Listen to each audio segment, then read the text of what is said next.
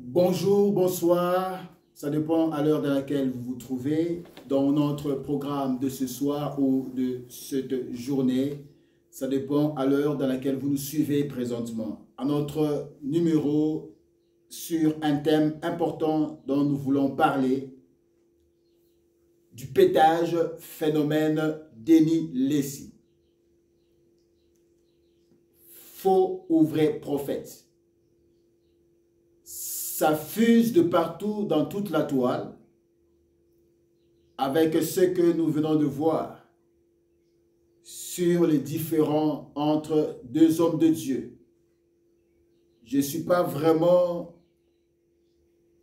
habilité à pouvoir parler de ces choses parce que je suis vraiment touché dans mon cœur et dans mon esprit par rapport à ce qui se passe sur la toile, car ça ne devait pas l'être. Et surtout dans le corps du Christ. Et c'est ça qui m'amène à parler un peu de cette réflexion sur l'homme de Dieu. Compte tenu de ce qui se diffuse dans les réseaux sociaux, dans les médias, et ce n'est pas une chose vraiment à encourager. En tant que ministre de Dieu, j'aimerais tirer la sonnette d'alarme au peuple de Dieu, de pouvoir se réserver, de pouvoir dire quoi que ce soit par rapport à ce qui se passe sur la toile concernant ces deux leaders, homme de Dieu, le prophète Déni Lessi et l'évangéliste Jean-Claude Walesa. Alléluia. Mais je suis un peu figé sur le prophète Déni Lessi parce que c'est son nom qui est en vue et qui est peut-être l'objet de scandale, quelles que soient les interventions qu'il a faites. C'est pourquoi nous parlons du phénomène, du pétage, phénomène Déni Lessi. Pourquoi nous parlons de pétage? Parce que c'est une de rubriques qu'il a pu présenter par rapport à son ministère prophétique pour lancer un message. Peut-être qu'il a été mal compris les uns et les autres, mais ça a peut-être touché certaines sensibilités.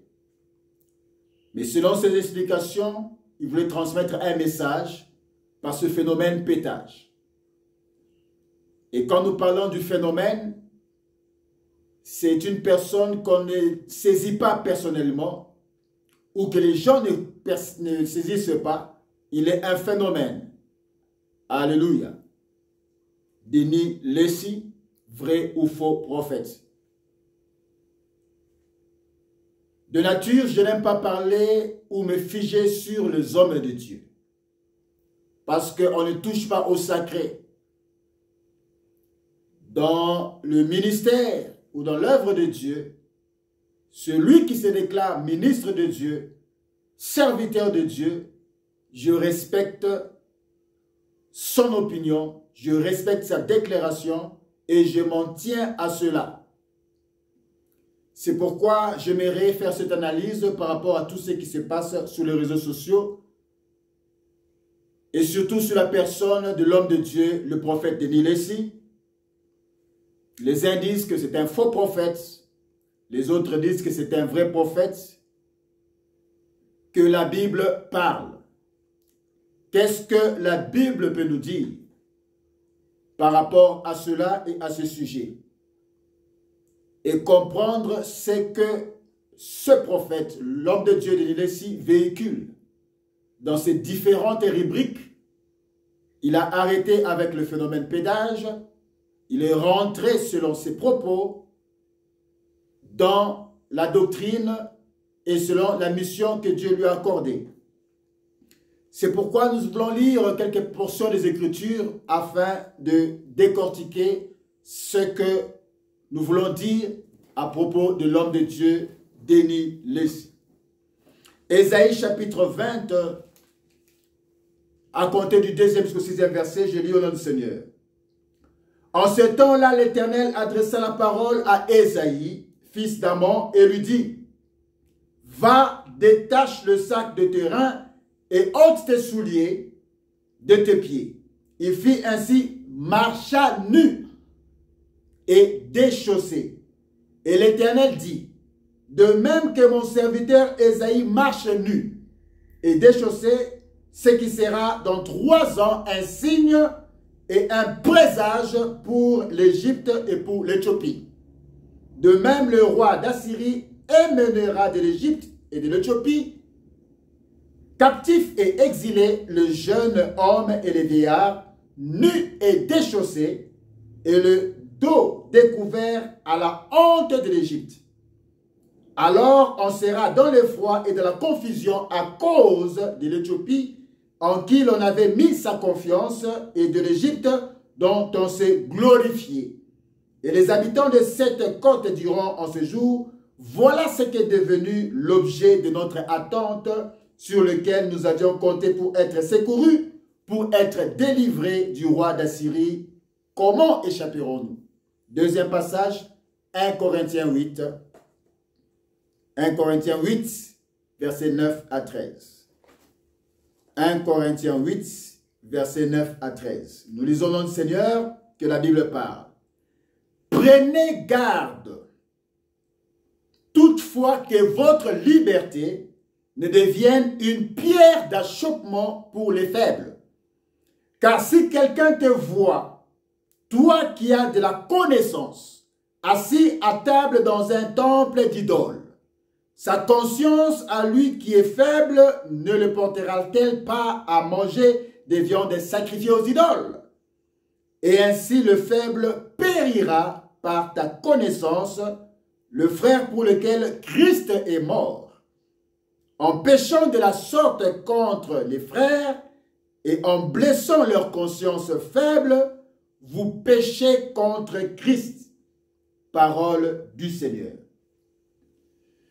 Pourquoi avons-nous fait cette lecture de ces 2 passages? Nous allons prier premièrement. Dieu d'Abraham, Dieu d'Isaac, Dieu de Jacob, Père, nous te recommandons ces précieux instants entre tes bonnes et saintes mains au travers de ce sujet que nous voulons aborder afin de pouvoir éclaircir notre lanterne ainsi que le peuple de Dieu et partout ailleurs on nous suit à propos de ce sujet que nous voulons entamer.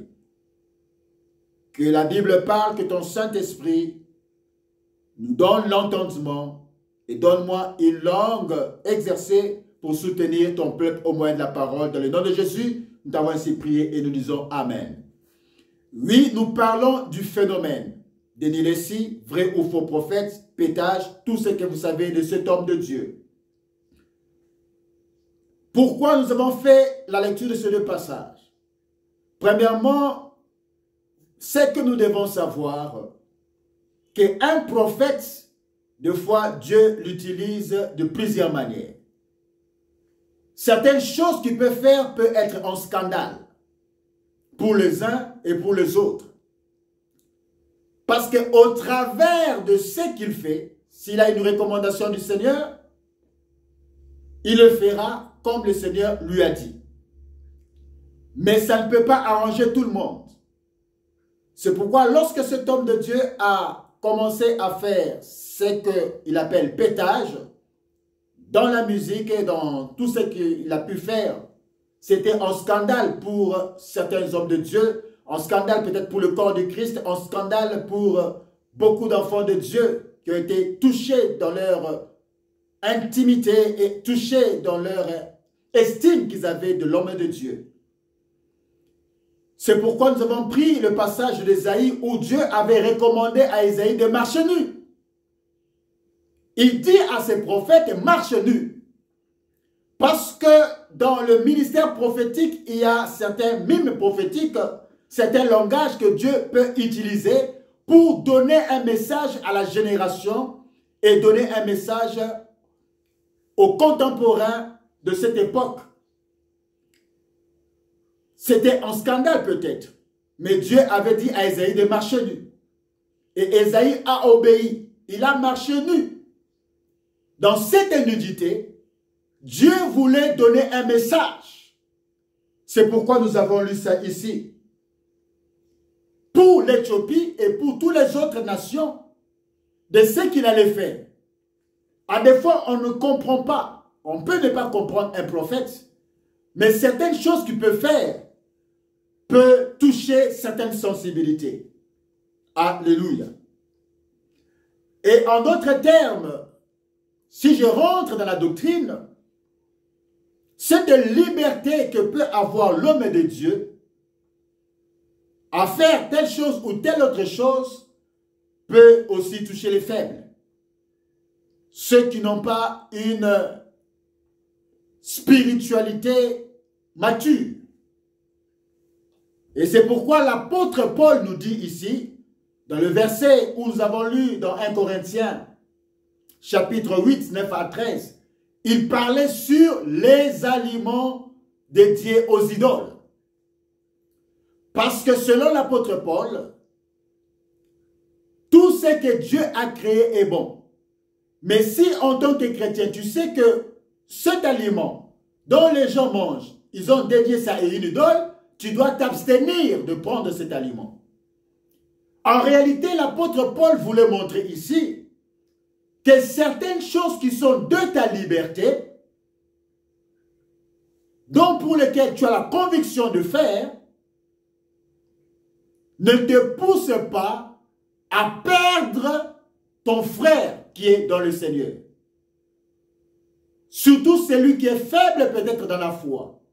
Et certains actes que tu pourras poser, tu risqueras de perdre ton frère. C'est pourquoi il dit ici en disant, dans le verset 9, dans 1 Corinthiens, prenez garde toutefois que votre liberté ne devienne une pierre d'achoppement pour les faibles. Peut-être l'homme de Dieu, dans certaines libertés qu'il a, ça était une pierre d'achoppement pour les faibles. Et c'est ce que l'apôtre Paul nous reproche. Et il dit, car si quelqu'un te voit, toi qui as de la connaissance, assis à table dans un temple d'idole, sa conscience à lui qui est faible ne le portera-t-elle pas à manger des viandes sacrifiées aux idoles? Et ainsi le faible périra par ta connaissance. Le frère pour lequel Christ est mort, en péchant de la sorte contre les frères et en blessant leur conscience faible, vous péchez contre Christ. Alléluia. Ça, c'était par rapport aux viandes sacrifiées aux idoles. L'apôtre Paul voulait nous montrer ici qu'en réalité, tout ce qui se vend au marché, tout ce que Dieu a créé est bon. Mais si un aliment est une occasion de chute pour ton frère, quoique tu as la liberté de manger, mais si ça peut perdre ton frère, abstiens-toi de manger cela pour garder ton frère. Peut-être dans ce cadre-là, lorsque l'homme de Dieu, le prophète Denis Leslie, était entré dans ce phénomène pétage, ça touchait beaucoup de sensibilité. Et maintenant qu'il a dit qu'il est rentré dans la doctrine, et il a laissé cette époque, certainement, beaucoup d'enfants de Dieu étaient touchés. Alléluia. Et c'est ça que la doctrine nous dit, de pouvoir préserver les faibles. Mais ceux qui sont forts spirituellement, ils pouvaient comprendre peut-être le message qu'ils voulaient véhiculer au travers de ce phénomène pétage. Alléluia. Pétage, phénomène, Denis Leslie, vrai ou faux prophète? Est-ce que Denis Leslie est un vrai ou faux prophète? Alléluia. Avec tout ce qui s'est passé dans la toile, avec ce que nous voyons sur les réseaux sociaux, des malédictions émises de part et d'autre, le camp Walesa, le camp de Denis Leslie, vraiment, ça nous touche fortement. Certaines choses, ce n'est pas à mettre dans la toile. Est-ce que Denis Leslie est un faux prophète? Est-ce que Denis Leslie est un vrai prophète? Comment peut-on reconnaître un vrai prophète que la Bible parle? Matthieu chapitre 7, versets 15 à 20, 21 à 23. Matthieu 7, verset 15 à 20, que la Bible parle. Gardez-vous des faux prophètes, ils viennent à vous en vêtements de brebis, mais au-dedans ce sont des loups ravisseurs. Vous les connaîtrez à leurs fruits. Cueille-t-on des raisins sur des épines ou des figues sur des chardons? Tout bon arbre porte de bons fruits, mais le mauvais arbre porte de mauvais fruits. Un bon arbre ne peut porter de mauvais fruits, ni un mauvais arbre porter de bons fruits. Tout arbre qui ne porte pas de bons fruits est coupé et jeté au feu. C'est donc à leurs fruits que vous les reconnaîtrez. Ça, ce sont les paroles de Jésus. Il dit, comment reconnaître les faux prophètes? Il a dit, c'est par les fruits. Alors, quels sont les fruits dont Christ parle pour reconnaître un faux prophète?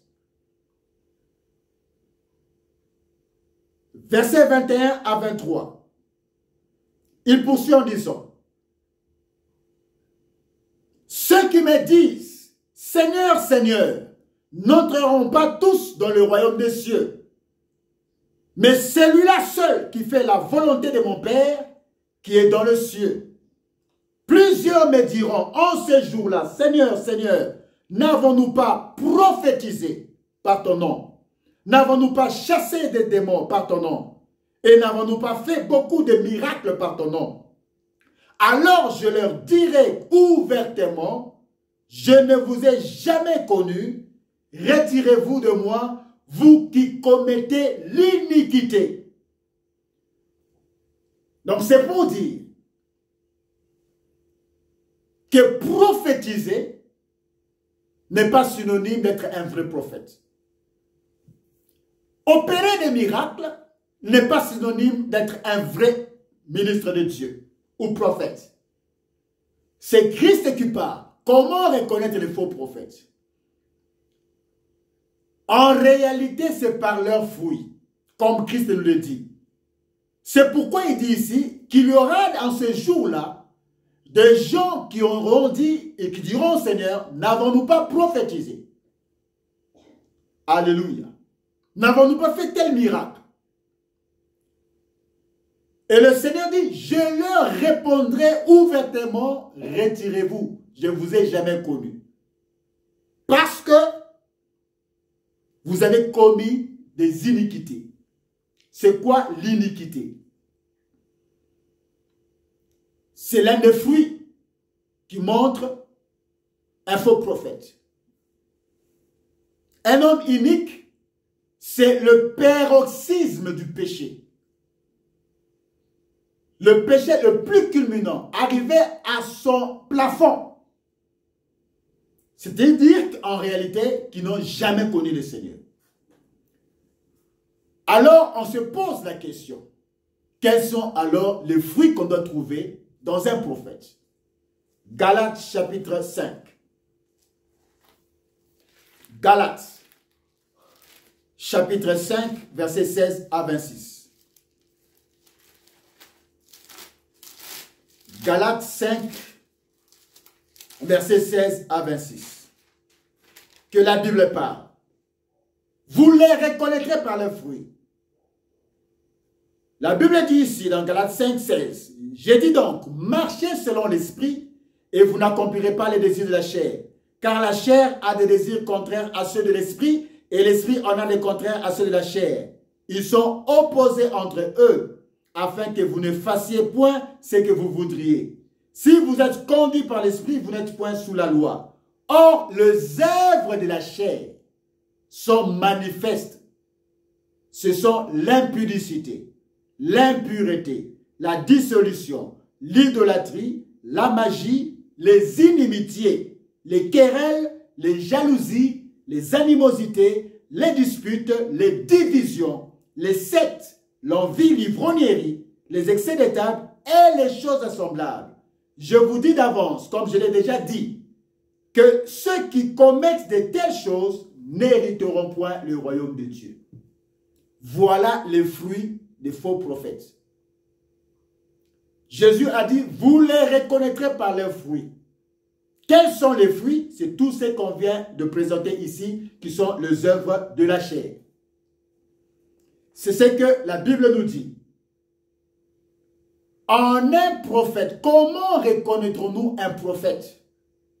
Un faux. Parce que c'est ce que nous venons de dire. Comment pouvons-nous aussi reconnaître un vrai prophète? C'est par les fruits.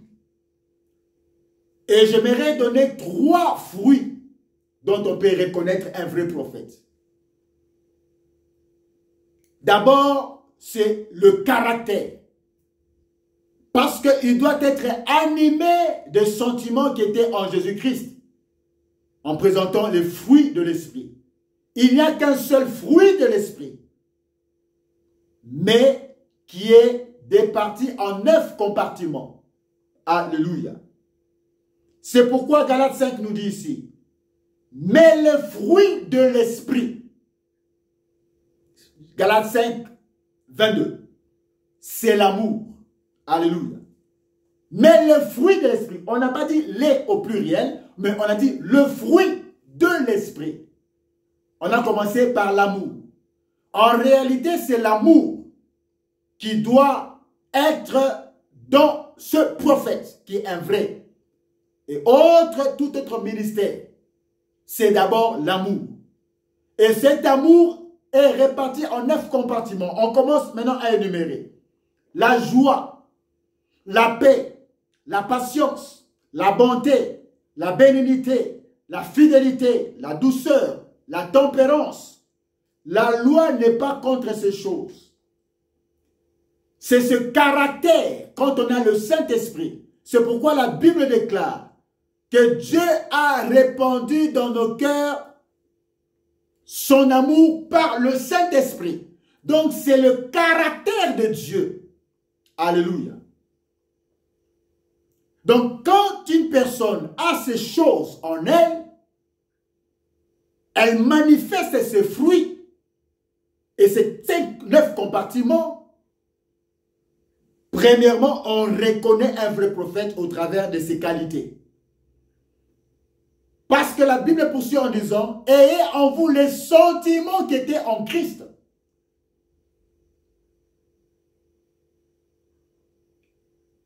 Il avait la nature, il n'a pas regardé son égalité à Dieu, mais il s'est humilié lui-même en devenant homme, semblable à tout homme. Alléluia. Donc les sentiments qui étaient en lui, c'est ça le caractère. Au travers du caractère qu'on reconnaît un prophète et un véritable. C'est par le fruit. Voilà le premier type de fruit dont on peut reconnaître un vrai prophète. Et c'est au travers aussi des fruits qu'on peut reconnaître un faux prophète. Et quels sont ces fruits? Ce sont les œuvres de la chair. Alléluia. Deuxième qualité de fruit, dans Jean chapitre 15, verset 16. Jean 15, verset 16. Je sais où je veux en venir. Jean 15, verset 16. Que la Bible parle. Jean 15, verset 16. La Bible dit ceci. Ce n'est pas vous qui m'avez choisi, mais moi je vous ai choisi et je vous ai établi afin que vous alliez et que vous portiez du fruit et que votre fruit demeure, afin que ce que vous demanderez au Père en mon nom, il vous le donne. Alléluia. Le deuxième type de fruit qu'on peut reconnaître un vrai prophète, c'est par la production des fils spirituels, des gens qui ont connu Christ et dont les fruits demeurent. La qualité des personnes que vous produisez, qu'on reconnaît un prophète, lorsqu'il produit des fils et des filles spirituels, en gagnant ses âmes, et que ces âmes ne sont pas perdues. C'est pourquoi Jésus a dit, je n'ai perdu aucun de ceux que tu m'as donné, Seigneur, excepté Judas, celui qui est parti dans son lieu. C'est-à-dire qu'il a gardé les 11. Les fruits étaient demeurés. Ils sont restés dans la foi. C'est par là aussi qu'on reconnaît un véritable prophète, par la production de fruits, qui sont les fils et filles spirituels, les gens qu'il a gagnés et qui demeurent dans la foi. Troisième type de fruit qu'on peut reconnaître un vrai prophète. Deutéronome 18, verset 20. Deutéronome 18, verset 20. Deutéronome 18, verset 20. Que la Bible parle. Mais le prophète qui aura l'audace de dire en mon nom une parole que je ne lui aurais point commandé de dire, ou qui parlera au nom d'autres dieux, ce prophète-là sera puni de mort. C'est-à-dire que c'est un faux prophète. Peut-être diras-tu dans ton cœur, comment connaîtrons-nous la parole que l'Éternel n'aura point dite? Quand ce que dira le prophète n'aura pas lieu et n'arrivera pas, ce sera une parole que l'Éternel n'aura point dite. C'est par audace que le prophète l'aura dite. N'aie pas peur de lui. Voilà une autre fruit, troisième qualité de fruit dont on peut reconnaître un vrai prophète. Dans ce qu'il dit ou prophétise, déclare pour une nation, pour le monde, pour les nations, et que ça se réalise. C'est comme ça que Dieu avait dit à Moïse de dire au peuple de Dieu, comment pourrons-nous reconnaître un prophète, un véritable, qui a reçu le message de Dieu, c'est lorsque ce qu'il va prophétiser va s'accomplir. La question qu'on se pose maintenant, Denis Leslie est-il un vrai ou faux prophète? Toutes les prophéties qu'il a dites concernant la nation congolaise, concernant les événements, peut-être sur la nation congolaise, et sur certains aspects de la vie, au travers le monde, et plus particulièrement dans la société de la RDC ou de la nation congolaise, ne se sont-elles pas accomplies? Si, ça s'est accompli. Et quand je regarde cet homme de Dieu, les choses qu'il dit, ça arrive, ça s'accomplit et ça se réalise.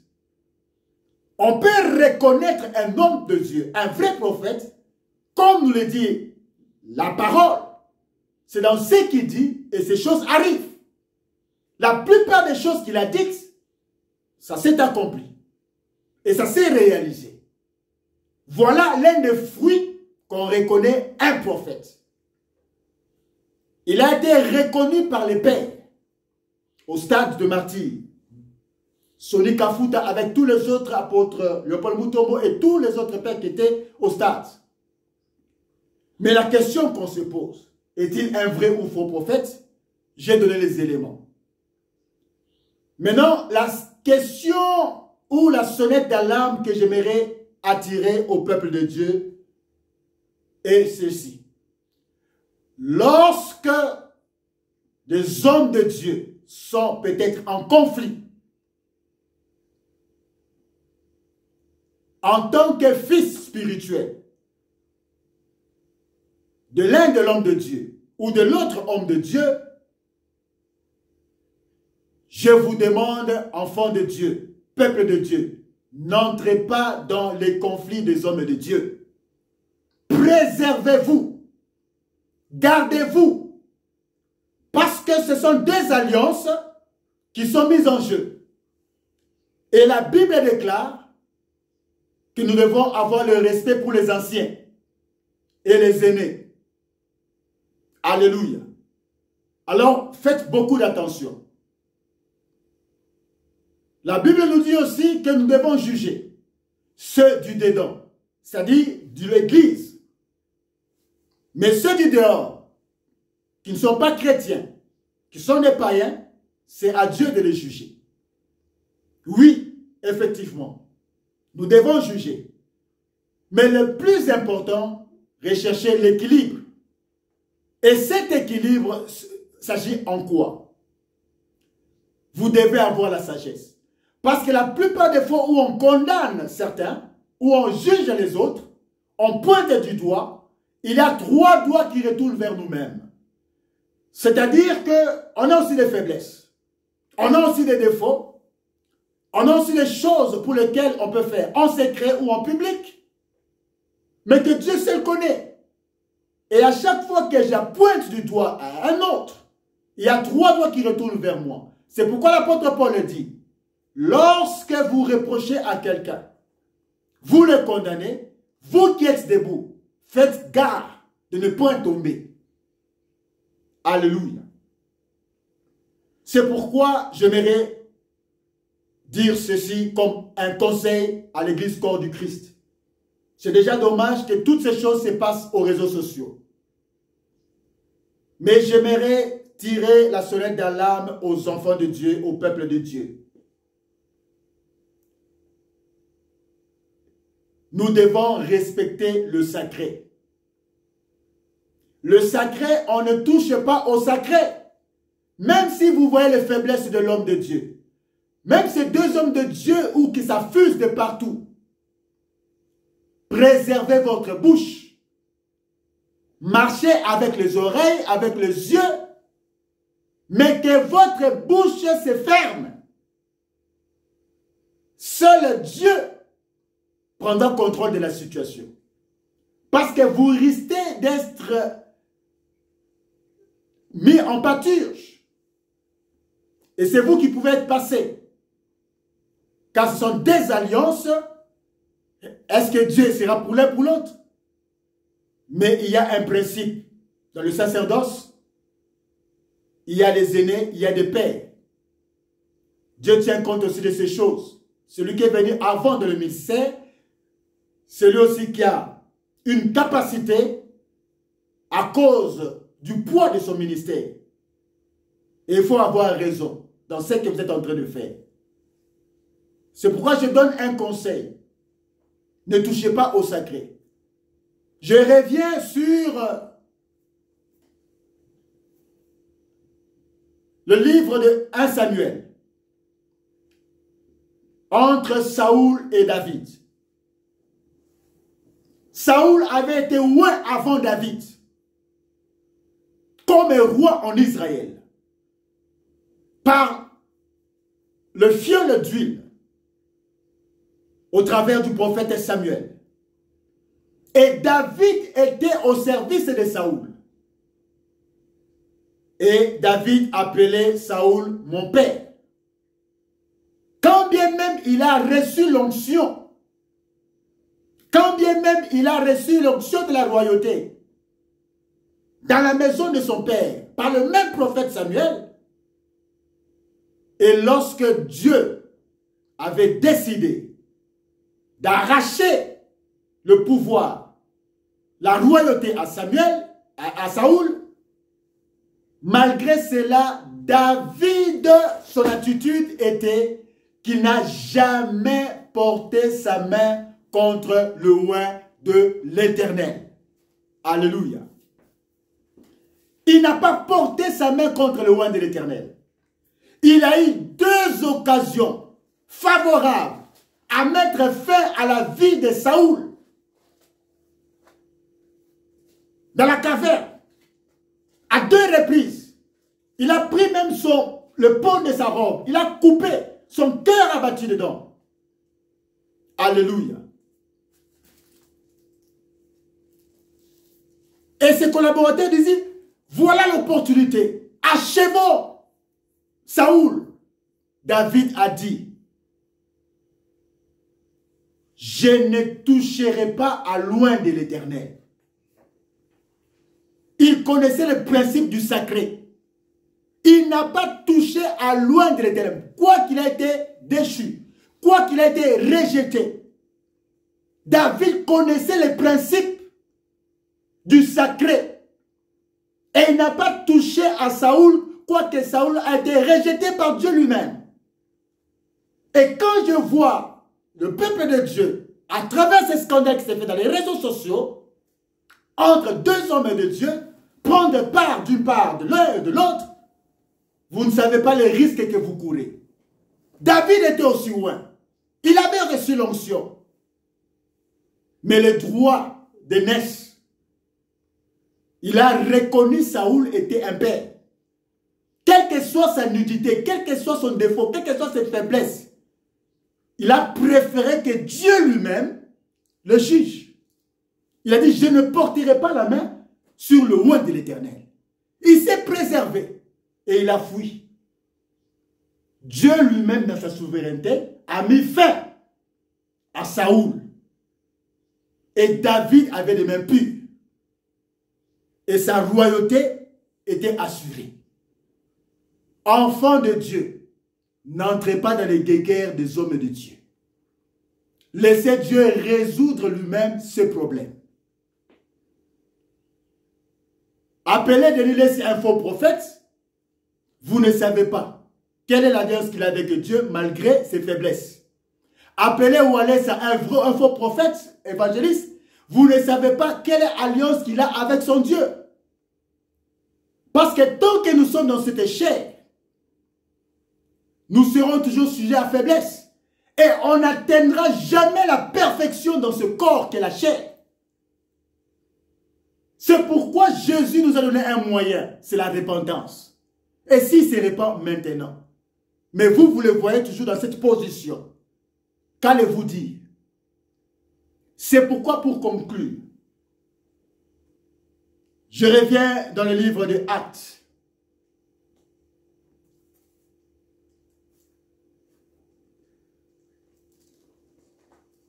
Mighty God.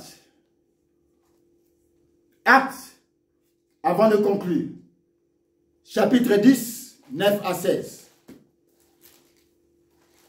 Actes 10, 9 à 16.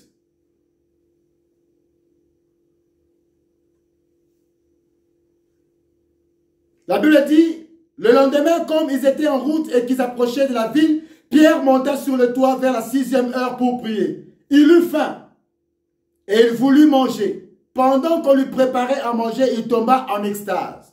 Il vit le ciel ouvert et un objet semblable à une grande nappe attachée par les 4 coins qui descendait et s'abaissait vers la terre.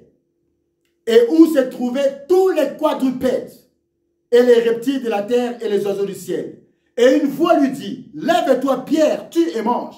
Pierre dit, non Seigneur, car je n'ai jamais rien mangé de souillé ni d'impur. Et pour la seconde fois, la voix se fit encore entendre à lui. C'est que Dieu a déclaré pur. Ne les regarde pas comme souillés. Cela arriva jusqu'à 3 fois. Et aussitôt après, l'objet fut retiré dans le ciel. Parole du Seigneur, que la Bible parle. Cette vision qu'a vu Pierre. Une nappe qui vient du ciel et qui descendait avec toutes sortes de quadrupèdes. Dieu lui dit, lève ta main, tue et mange.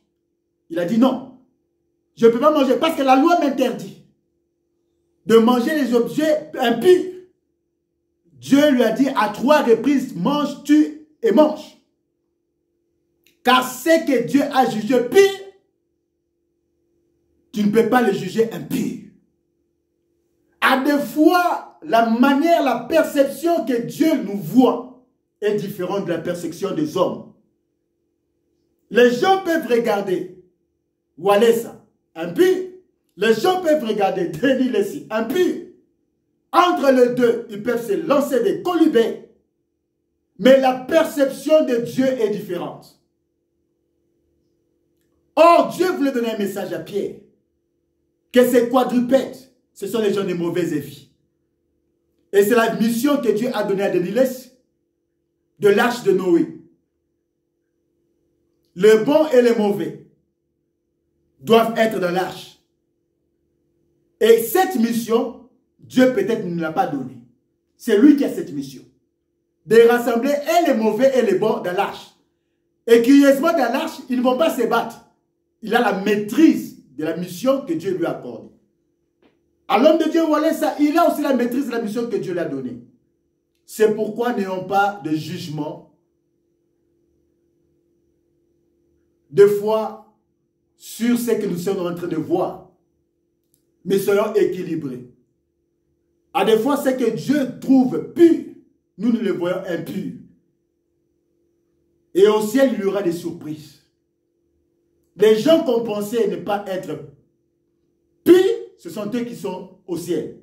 Remarquez que ces nappes venaient d'où? Du ciel. Hein? Avec quoi? Les quadrupèdes. Et c'est rentré où? Au ciel. Avec quoi? Les quadrupèdes. Que la Bible parle.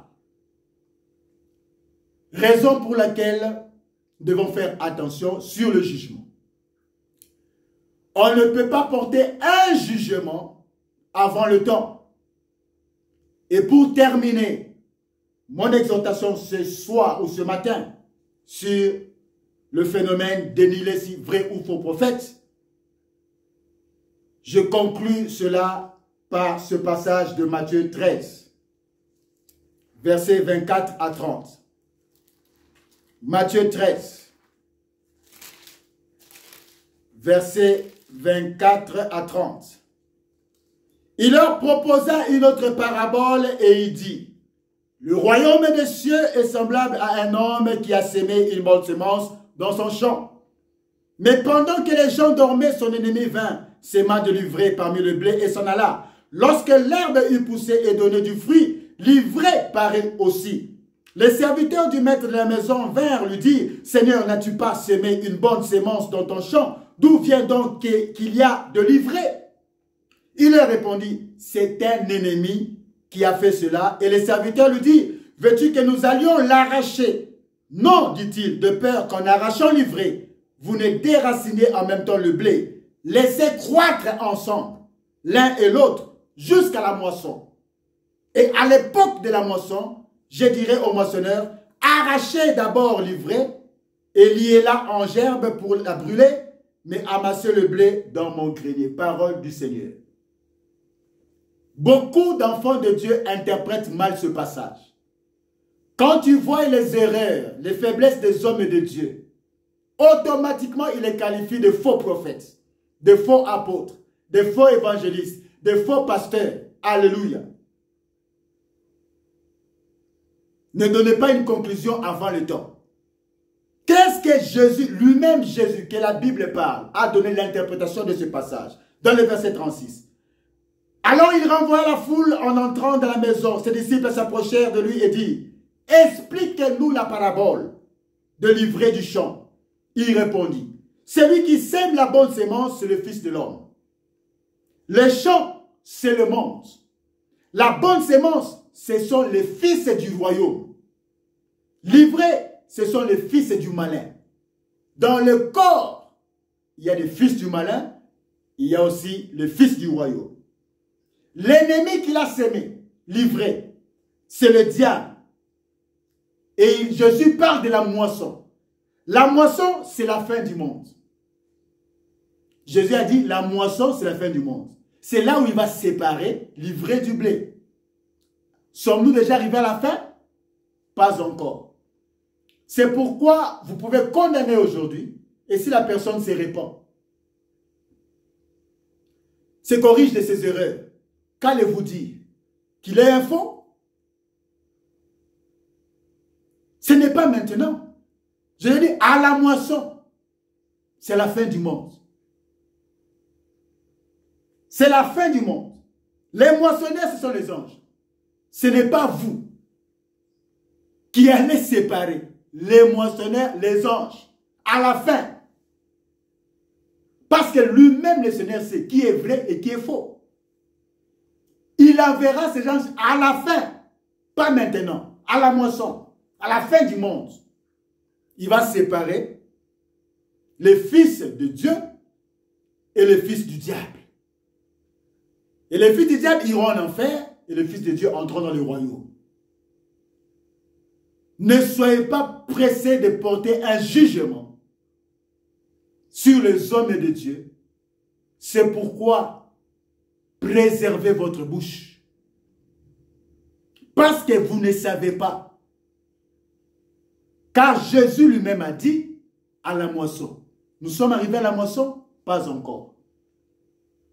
L'opportunité de la repentance est accordée à tous. Et s'il se répand, qu'allez-vous dire? Et quand je regarde cet homme de Dieu, Denis, dans sa génération, pourquoi Dieu ne le tue pas? Pourquoi Dieu le laisse en vie? Jusqu'à aujourd'hui. Malgré ce qu'on voit, qui peut toucher certaines sensibilités, c'est que Dieu trouve qu'il a encore une mission à faire. N'en déplaise peut-être à ceux qui peuvent me contredire. Si ça dépendait de Dieu, je pense que Dieu pouvait l'éliminer depuis longtemps. Mais si Dieu le laisse, c'est parce qu'il a des choses à faire, à corriger, à enseigner, parce qu'il est passé par certaines choses de négatif. Il devient lui-même un témoignage, il devient lui-même un signe, il devient lui-même un présage pour sa génération. C'est à la fin, à la moisson, que Dieu va séparer. Ne soyons pas pressés. On peut condamner les mauvaises œuvres, on peut dénoncer. C'est biblique et c'est doctrinal. Mais pour conclure, seul Dieu connaît qui est vrai et qui est faux. Mais tout celui qui se déclare vrai, nous respectons son point de vue. Nous respectons sa confession. Mais en réalité, seul Dieu sait. Et celui qui est dans le faux, sait qu'il est dans le faux. Celui qui est dans le vrai, sait qu'il est dans le vrai. Mais à la fin, qui est la moisson, c'est là que se feront les choses. Et on aura des surprises. Les quadrupèdes qui venaient du ciel, qui descendaient, Dieu a dit à Pierre, tue et mange. Pierre regardait avec ses yeux, il dit que c'était impur. Mais Dieu a jugé ça pur. C'est remonté au ciel. Donc au ciel, il y aura des surprises. Les gens qu'on condamne peut-être aujourd'hui, on ne sait pas. Ce qu'on trouve des fois aujourd'hui, c'est, nous ne savons pas. Seul Dieu sait. C'est à la moisson, à la fin du monde.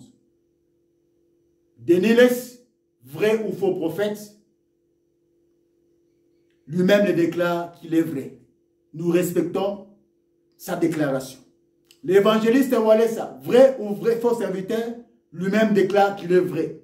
Nous respectons sa déclaration. Peuple de Dieu, préservez votre bouche.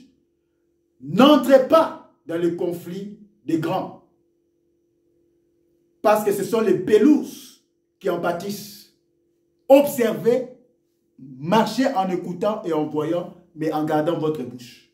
Ça va vous épargner. Laissez le soin à Dieu de mettre fin à cette histoire. Le jugement de Dieu est plus grand que le jugement des hommes. Aux uns et aux autres, n'amenons pas tout sur les réseaux sociaux. Préservons notre langue. Observons, écoutons beaucoup. Mais abstenons-nous de parler dans de pareilles situations afin que la sagesse soit de nous tous. Tant que l'homme vit, il y a l'opportunité de la repentance. Les hommes peuvent se repentir de leur mal et se réconcilier. Que Dieu bénisse sa parole. C'est à vous de tirer les conclusions. Si Denis est un faux ou vrai prophète par rapport à ce que nous venons de dire. Mais je crois sur sa déclaration et qu'il a une mission parce que si Dieu voulait le détruire, le tuer et l'éliminer, il allait mourir depuis longtemps avec les autres qui étaient dans certaines choses. Si Dieu le préserve encore, c'est qu'il trouve qu'il a une mission. Il peut avoir le temps de réparer là où il doit réparer. Que Dieu nous bénisse. Prions. Dieu d'Abraham, Dieu d'Isaac, Dieu de Jacob. Merci pour cette intervention. Tu as éclairé notre lanterne. Préserve nos langues sur un jugement qui n'est pas objectif, mais que nous puissions plus écouter, voir et préserver nos langues face à certaines choses. Mais ça nous empêche de rester affamés n'est pas dénoncer ou condamner ce qui n'est pas dans la doctrine. Dans le nom puissant de Jésus, que ta paix soit dans le cœur, que l'esprit d'amour et de réconciliation soit au travers de ces hommes de Dieu. Je te recommande ton serviteur Walesa, je te recommande ton serviteur Deniles, et que la paix soit dans le corps du Christ. Dans le nom puissant de Jésus, ainsi nous avons prié et nous disons Amen. Que Dieu vous bénisse. Likez, tapotez, commentez. Si vous avez un commentaire, une question, une suggestion, vous pouvez écrire dans le commentaire et on pourra vous répondre. C'était bien votre humble serviteur, l'apôtre Guy Pascal Rolbi Pamuzo officiel. Abonnez-vous sur cette chaîne. Partagez, ça pourra édifier le corps du Christ et plusieurs personnes. Que Dieu vous bénisse. On se retrouve à la prochaine occasion. Ciao.